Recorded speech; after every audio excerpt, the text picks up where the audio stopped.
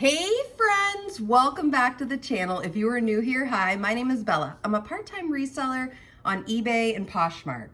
Great night of sales. We have 6 items going out, all from eBay.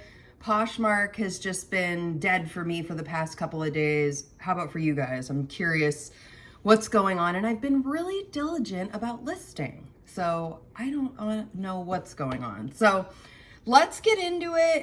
It's clear to me that the signs of fall are here. A lot of pants, some shoes, just the sales kept rolling yesterday. So on Tuesdays, I do reset my store every week with a new sale. So the sale ends at some point overnight on a Tuesday.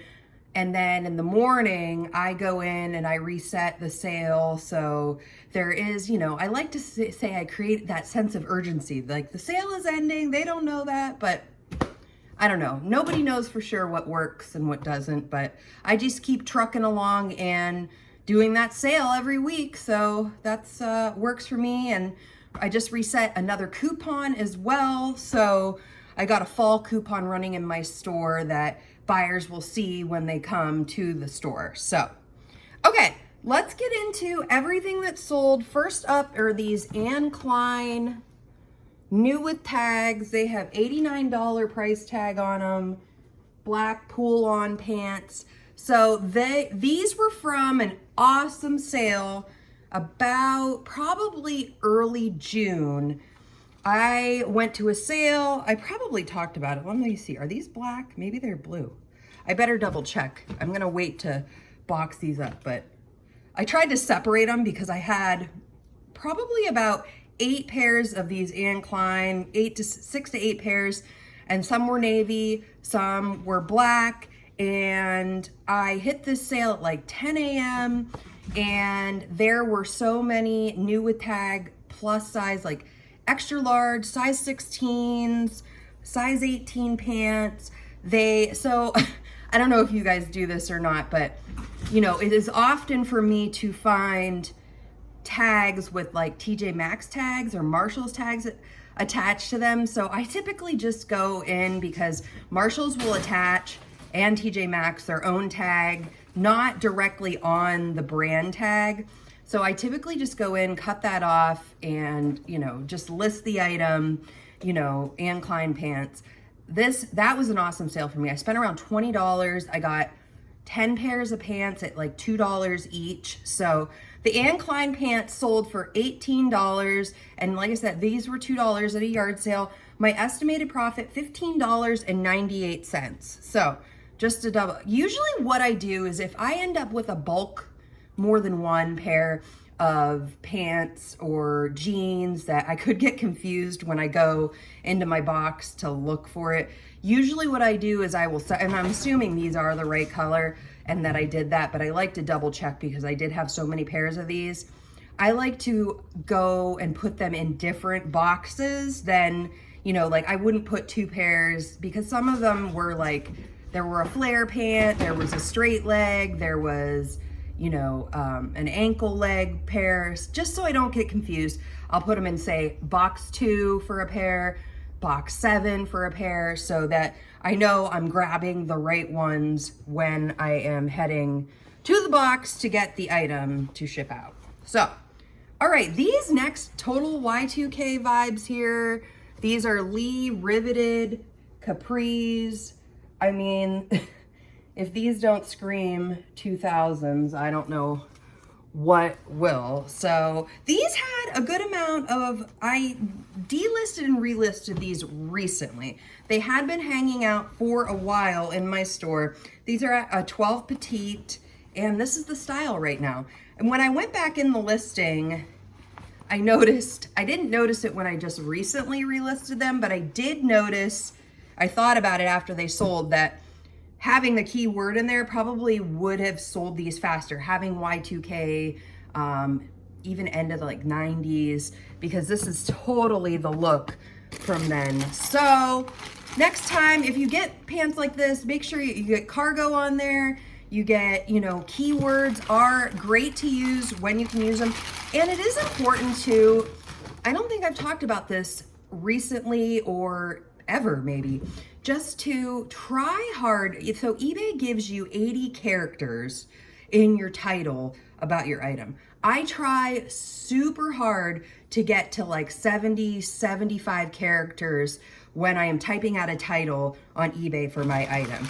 I want to use up all that space as much as possible to describe these pants. So, you know, if somebody's, you know, typing in a certain keyword or code, or, you know, not code, but I want them to be able to find my listing, and the more the better to describing the pants, you know, as long as it's accurate, as long as you're, you know, you're not saying like black jeans and they're blue jeans, you know, obviously, but I like to use up that space. eBay is giving you that space, and describe in the title to get those buyers looking at my items, and hopefully it's the item that they want.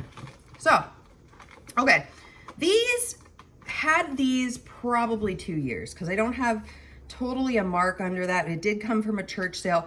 They sold for $14. There was a little bit of shipping overage, and so my estimated profit, $12.65. I'm gonna attach a thank you note, get these out today. And so another good time to just bring up, if you have stale listings, you know, and I would describe stale listings as 90 days and, you know, further out.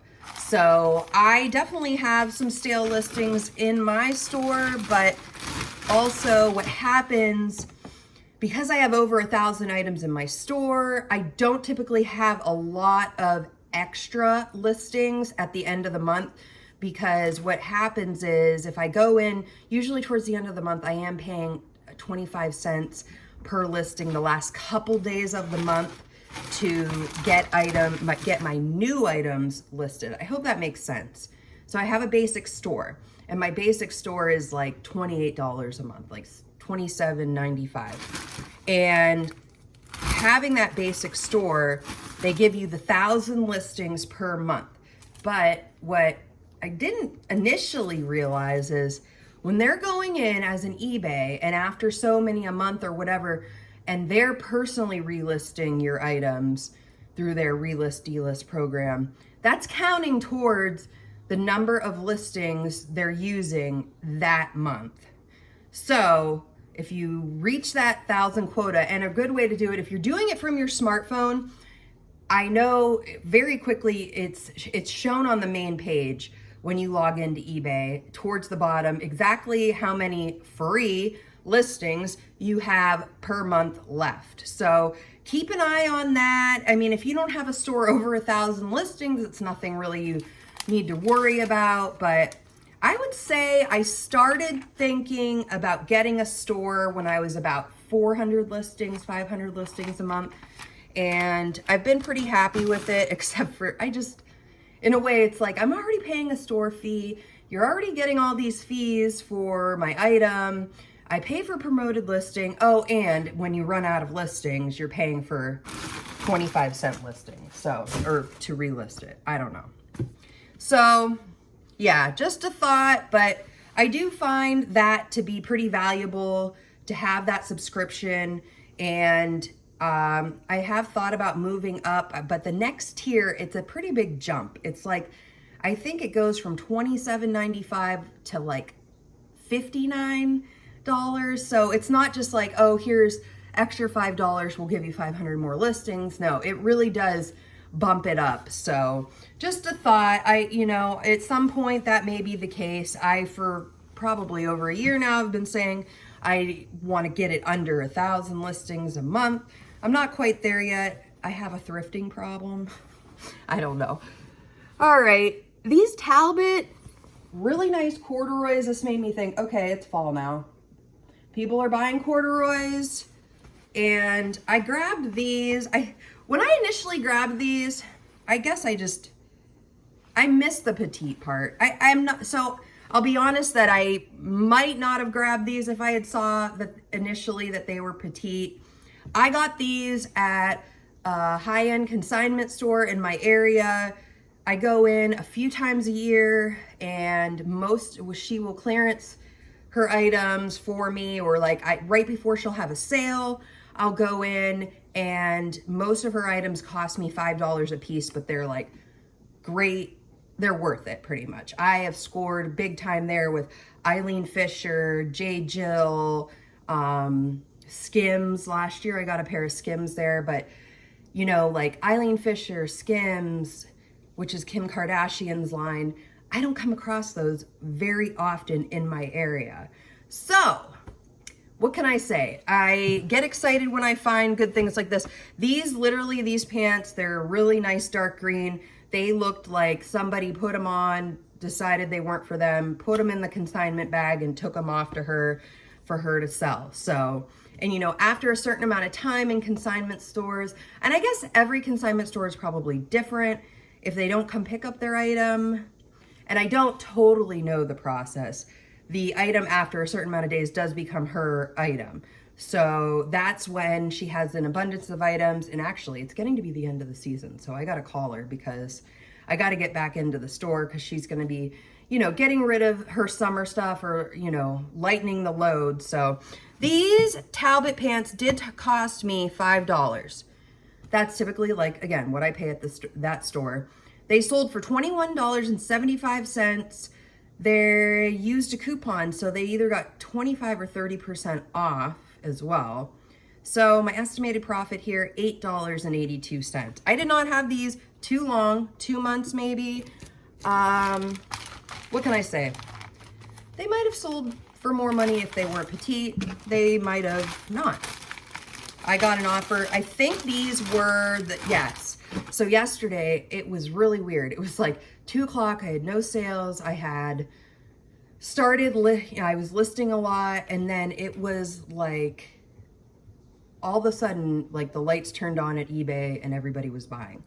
So, and I don't know if you found this too. I recently was reading, somebody said they get a lot of their sales between like 3 and 6 o'clock Eastern time, typically, at least for what I was reading, per day. So it was, and I have found that that is kind of a true thing. Like, you know, I typically pick my kids up from school, like they're going to be on a different time next year, but at like 3:30. And so what I'll do is I'll get my listings up and, you know, I'll log out of eBay, and typically I would say 85% of the days when I get home, I log back in, see if, you know, what's going on.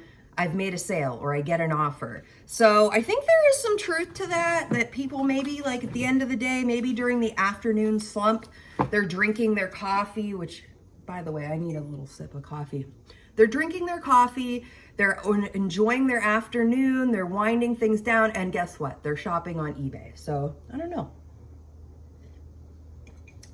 Coffee makes the world go round. Okay, so $8.82, nothing to write home about, but a sale is a sale. They're out of my inventory. I am happy about that, and I'm gonna get these all bagged up and out the door. So yeah, like it was just like a domino effect. These corduroys sold, and then what sold after that? The Klein pants sold, and then the rest of the stuff all sold overnight. I was really excited because the weekend sales weren't as fruitful as like the end of last week. And that's why you just have to stick with it, because, you know, it's not, I'd be lying to you if every single day I'm making all this money and, you know, everything's selling. And, you know, that is the thing with eBay and Poshmark. You'll have good days and you'll have bad days. So, you know, by keeping with listing and keeping your items going, you're more likely to sell. You can't sell unless you're listing, but, you know, that has kind of been my method over the years, is I reinvest. This business has no debt at all, my business. So that's over 1,000 items that I purchased, you know, outright with cash that are mine and I can sell. And that's my favorite part, but one of my favorite parts. I have lots of favorite parts of thrifting and, you know, selling online. But, you know, my biggest recommendation is starting with what you have and don't go into debt to do this, because it's just, it doesn't work out. years ago had a store, and I had gotten a little bit of trouble, like getting a little bit of debt that I didn't want. And after I paid that off, I said, no more credit cards, figure it out. And this has worked really well for me. Just, the thrifting, the finding. I don't do a lot of major buys. I have never bought a pallet or anything like that, but I just keep the inventory going, and I do have savings for when like the high-end consignment lady calls and says, I have items, and usually that's a large buy. Like a large buy for me is like $200 at like her store. And that usually, gets me a lot of items, like 40 items, depending on, like, I don't know. It's a good deal. So I like to have money on hand when that comes up. Okay. This one, I do not know where it came from. I'm really scoring big here with these. I don't know where they came from now. So a lot of them now, most of my items in the custom SKU, I go in and I put exactly what tote or bin box the item is in, how much I paid for it, and I use little abbreviations like CS, church sale, YS, yard sale. If something was given to me, I'll put free, consignment store, I wouldn't use I just use like the name of the consignment store, like a little abbreviation. So this is Talbots Petite Medium. It's like a feather, purple feather, birds of a feather. This is heading out today. It's sold for $13, and my estimated profit on this one, $10.13. So this is going out today. It's really, I didn't button these buttons. I should probably do that. I do like presentation. I try to get it like to look okay. And that's what I love about clothes too, for the most part, is that, you just kind of button things up, make it look pretty, and it's good, like selling glass things has always made me nervous. Does anyone sell glass? I don't know. And I would consider myself pretty good at shipping items, doing this as long as I have. But man, glass, it scares me. Like I'm on the edge of my seat if I mail some. It's been a while since I mailed something that was glass, but I just always worry, like, is it going to get there safely? Is it going to? So, not a huge fan, obviously, of glass. But everybody has, like, different things that they like to sell. But I'm also not, mostly I sell clothes. But I do come across things that aren't clothes. Like, I've sold dolls. Recently, I sold a big makeup kit that was a makeup kit advent calendar. That was super cool. So, yeah, it's just, and it's worth it. I see a lot of people, even with, like, older brands that have shampoo and stuff, like 20-year-old shampoo, 10-year-old shampoo. There apparently is a market for that. So there's a market for everything. Somebody loved that Aussie shampoo from the 90s, and I don't know, personally, for me, that's probably not for me, but 3 years ago, 2 years ago, yeah, that's good. But I don't know about 20.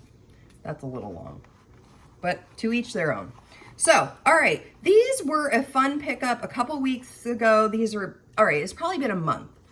These I got for $3 at a local thrift store to me. I think I've sold men's Haan shoes, but I have not come across women's Haan shoes local to me. So this was a good sale. These sold for $23.40. After fees, cost of goods, my estimated profit, $16.58. Happy with that. I'm getting those out today. I'm just wrapping them up in a plastic bag here. This certain thrift store I go to, all the shoes, pretty much all the time. I don't really think they run sales on shoes because they're so cheap to begin with. $3. So that's boots, sneakers, clogs, flats. And I did a quick little search when I was there to see, would these shoes be worth it to me? And I felt like they were. They definitely were. I made $16.58, so they were worth it. So just keep an eye out, designer shoe. I don't know, Haan's a designer, right? So these were, I just knew the brand, I recognized it, and did a quick little, I think I Google Lens them, and sometimes Google Lens, they pull up different things at times, like, or I'll search for it on eBay and they'll pick a totally different brand and it's not it. So sometimes I'll just go in and I write in, do a reverse search for what sold Haan flats. And so, and see how many items are listed, how many items are sold, and go from there.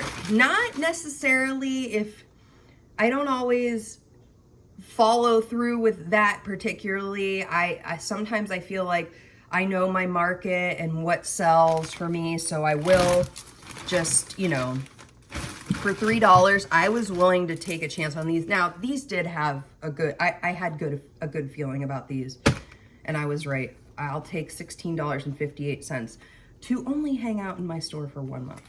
So, all right, those are heading out today. All right, what's left? One final item.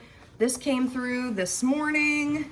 These are LL Bean capri pants, like pull on, I don't know what this material, nylon material, really just a bright blue. I don't know if the blue is showing too well here, but LL Bean, again, one of my, probably in my top 5 sellers.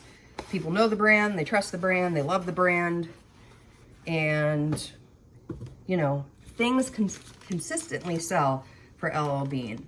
I probably need to invest, like, when you're a reseller, and if you guys, some of you that are resellers, it's like, I find myself not going to the big stores like LL Bean and stuff like that, because I just hope I'm gonna find something I like when I'm thrifting rather than spend the full prices. I'm pretty happy to say that for the first,